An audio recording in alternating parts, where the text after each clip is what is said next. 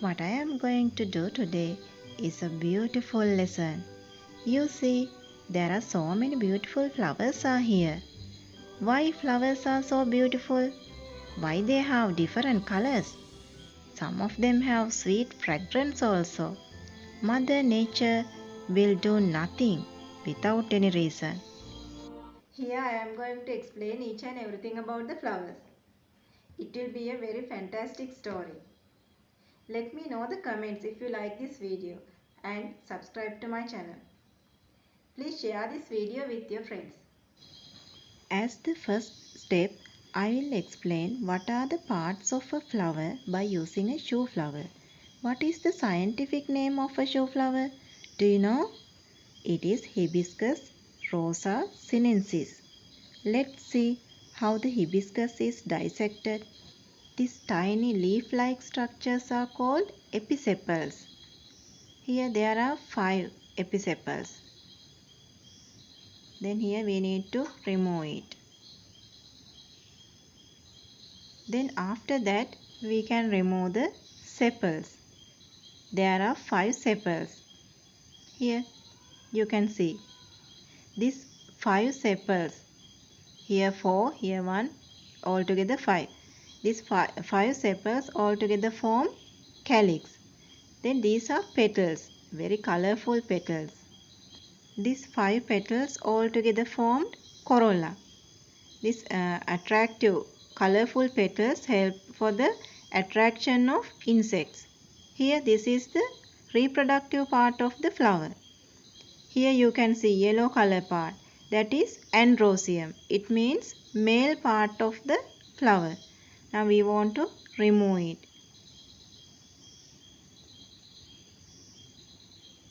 Here you can see yellow color part and some tiny tube-like structure. That yellow color part called as anther and this tube-like structure called as filament. Altogether we call it as a stamen.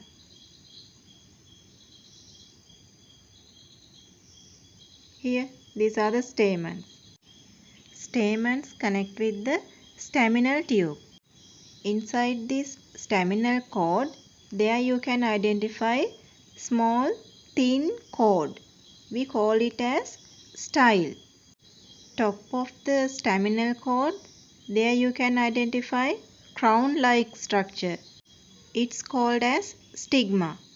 Stigma connect with the ovary. Here this is the ovary. Stigma connect with the ovary by using this tiny tube.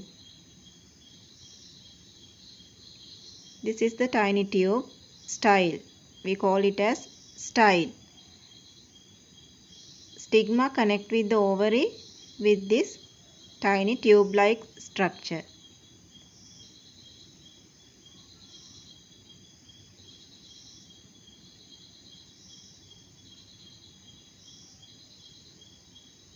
Now we can remove it. Here this is the ovary.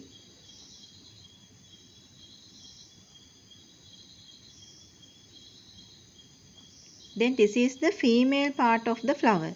Ovary, style and stigma. Episepals and sepals form the first wall of the flower.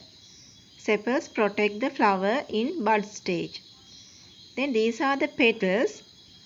They help to attract insects for the pollination. This is the male part of the flower, stamen. If not, we can call it as androecium. Consists 2 parts, anther and filament. This is the female part, gynoecium or pistil. Consists 3 parts, ovary, stigma and style. Here you can identify different parts of the flower in one diagram. Now we will see how fertilization occurs in a flower. Some flowers contain both male and female reproductive parts. Such flowers are called bisexual flowers. Pea and China rose are examples for bisexual flowers. Some flowers possess either the male or the female reproductive parts. Such flowers are called unisexual flowers. These are examples for the unisexual flowers. Stamen and carpel. Stamen is the male part, carpel is the female part. There are two parts in a stamen, anther and filament. Anther produce pollen grains. It means male gametes. Carpel. There are three parts: stigma, style and ovary. Female gametes are produced inside the ovary. They are known as egg cells or ovules. In the process of sexual reproduction in plants, male gametes and female gametes should be fused together, then formed zygote.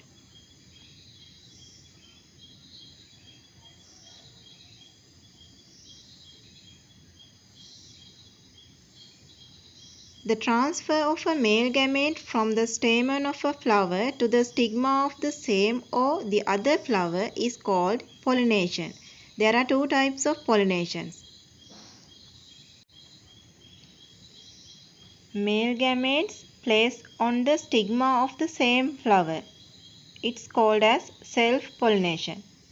Then in cross-pollination, male gametes placed on the stigma of another flower.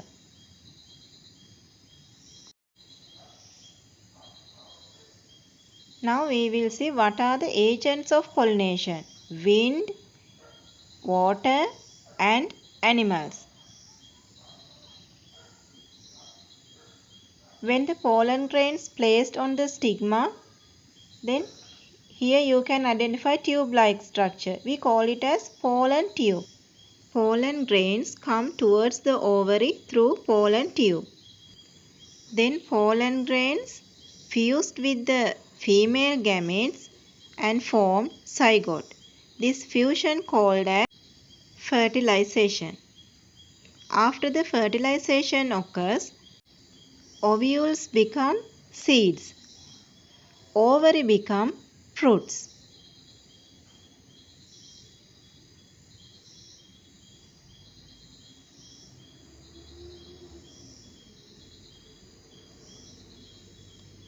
After that, petals and sepals fall off. Inside the fruit, there may be one seed or more than that. Inside the seed, there you can identify embryo. When we supply suitable environment for the seed, it gives next generation.